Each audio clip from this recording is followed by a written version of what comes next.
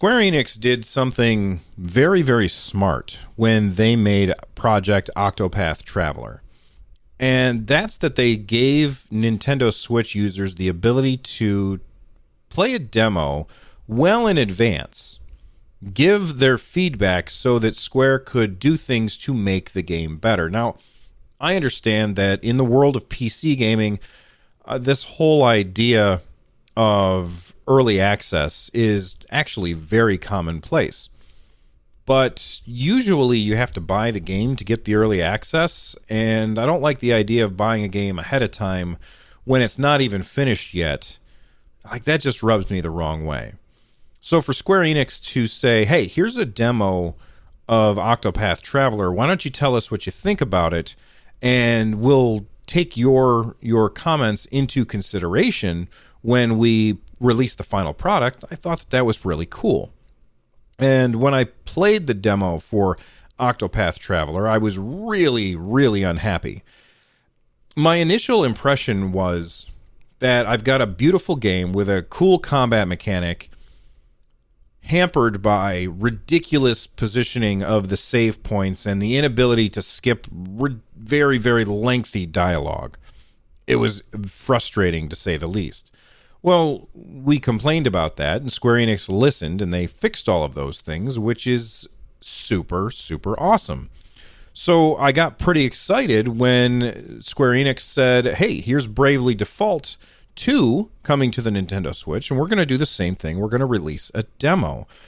And I finally have torn myself away from Animal Crossing for enough time to play the demo for Bravely Default 2. I've not finished it yet. It's actually because there's so much dialogue in it, and I mean, it's a JRPG. Of course there's tons of dialogue in it. But because there's so much dialogue in it, and because it has turn-based battles, you know, they don't have to have tons of content in the demo in order for the demo to take a long time.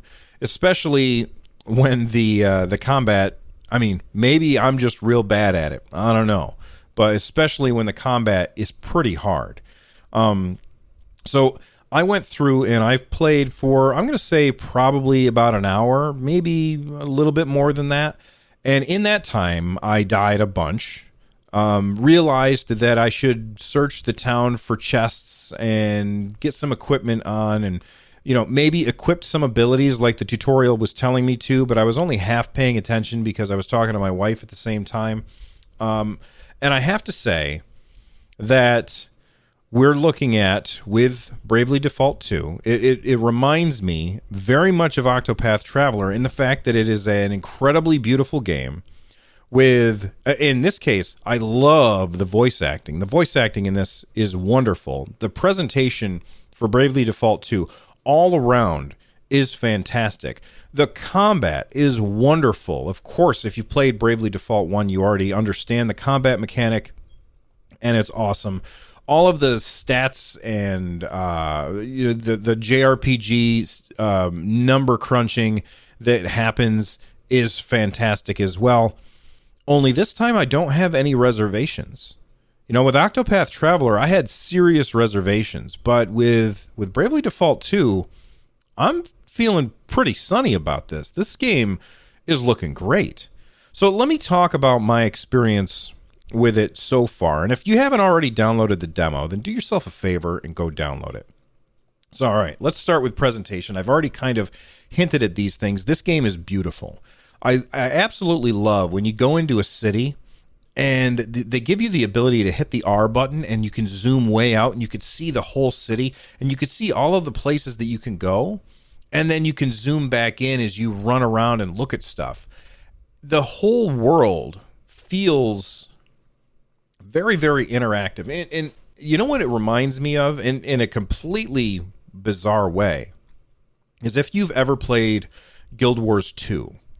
Guild Wars 2 had this wonderful map system where when you hit the M button on your keyboard, the camera would it would quickly zoom out from your character, and then the map would come up and it would transition from zooming out from your character to that map in such a wonderfully smooth transition that it was just seamless. And then when you zoomed back in on your character, it did the same thing in reverse and was just awesome.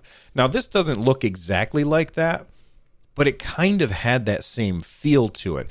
And if there was one thing that I wish everybody would copy from Guild Wars 2 is how you go from your character's view to the map view.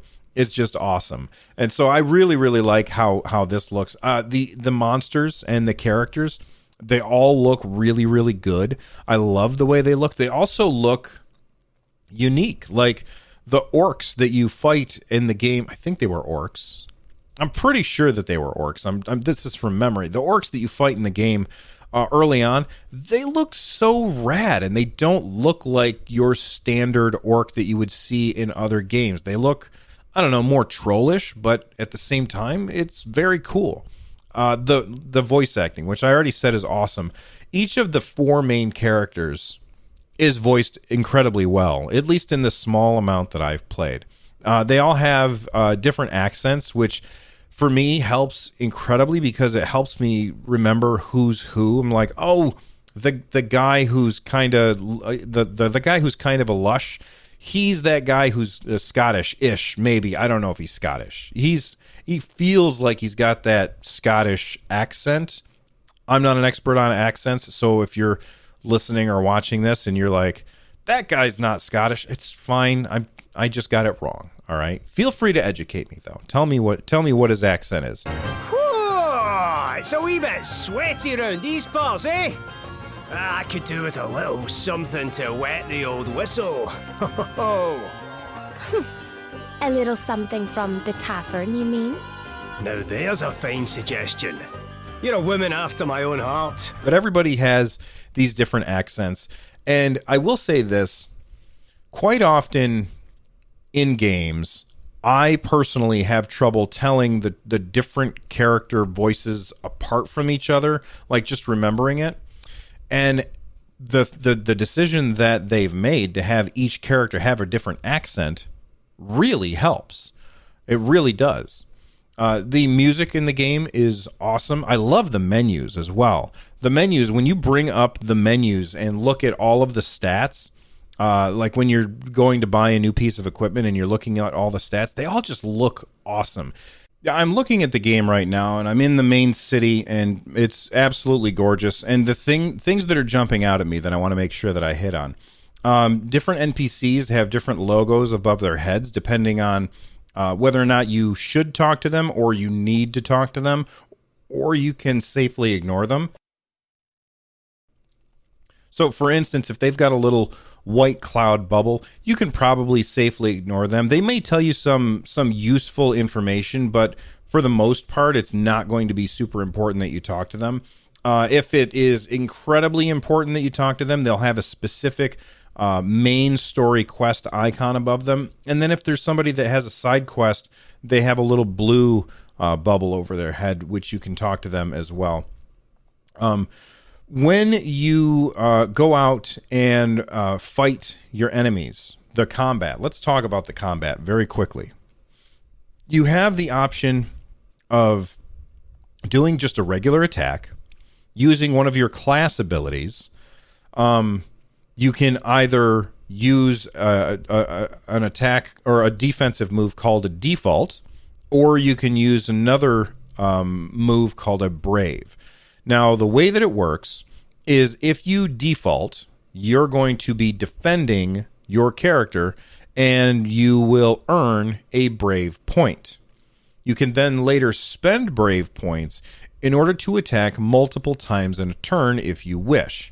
So perhaps I would default with a character for 3 or 4 turns, building up a bunch of brave points, and then I would use an ability which would make a monster weak to fire, and then use a bunch of fire attacks from that character based on the brave points that I've built up. Another way that you can do that is you can actually spend your brave points early. The problem is that means you won't get a turn on that character for an extended period of time. So here's an example where you might run into this issue, is you decide, okay, I need to heal this character. They're really, really low. I don't have the Brave points available to spam heal this character back up as much as I think that they're going to need it. So I'm going to go into Brave debt, essentially. I'm going to go into Brave debt, and I'm going to heal that character. Maybe I'll heal everybody up to full, but now my healer can't take any turns for like 3 turns. So you have this balance between being aggressive or being defensive. And if you're too defensive, then you're never going to do any damage. And if you're too aggressive, then you're going to spend too much time just standing there taking damage. So you really have to be very, very careful about what you do. And maybe that's why I'm so bad at it. I'm looking forward to playing more of it. It's really cool. Another thing that I really like about it is that this is a game that respects your time. Now, in the first one, you had the ability, if you wanted to turn off random encounters. And I'm still fairly early in the demo, so I don't know if you can turn off random encounters. It doesn't feel like the game has random encounters because as you're running around the map, you can see the enemies on the screen. So maybe you can just avoid the random encounters by running away from those things. I'm not sure. But it feels like the game respects your time, the point that I was trying to make, because you can speed up combat. So once you see the animations and you've seen them a billion times, the guy casting fire for the 300th time today as he's trying to set some wolves on fire, you can push a button on the screen and it will make all of the combat animations happen much, much faster, which is really, really cool. Now, sometimes there might be something that you miss because the combat was going too fast, and so you can easily slow it down again. If you're maybe you see a new enemy, you default at the full speed combat, but you do a new encounter and oh my gosh, suddenly there's a vampire bat there. Let me slow down combat so I can see how this particular monster interacts with my party. Speaking of the party, like I said before, there's 4 characters in it, and you have a bunch of different jobs, and the job system is actually really robust and impressive. So you get to choose whatever job you want. So if I go into the job menu, then I will see, and I don't know if these are the only jobs that are in the game. I'm assuming that you will unlock more jobs later on. In fact, I'm 99% sure that they said that in the direct. So let's move on. There's a freelancer, a monk, a white mage, a black mage, and a vanguard. Those are the main jobs, and you get to pick a main job and a sub job. So there's so much customization that you can do in this game. I think everybody is going to have a wonderful time, and they're going to have wildly different experiences. I'm sure that the story will be the same, but your combat and my combat, and the way that we attack our enemies or overcome the things in front of us are going to be wildly different than anybody else. Anyway, thanks for listening to me ramble on about this demo. If you haven't picked it up yet, download it. It's free and it's awesome. And if you even have the tiniest little hint that you might enjoy Bravely Default 2, then I highly recommend that you check it out. One last thing before I get out of here. If you haven't played Bravely Default 1, you don't need to. This is a different story. And I feel like Square Enix is kind of trying to do the same thing that they do with Final Fantasy, where you don't feel the need to go back and play the first one in order to enjoy the second one. All right, I'm out of here. And if you're watching this on YouTube, like and subscribe and all that other stuff. And you're listening to this on the podcast, then go subscribe to YouTube. I'll see you guys around. Bye-bye.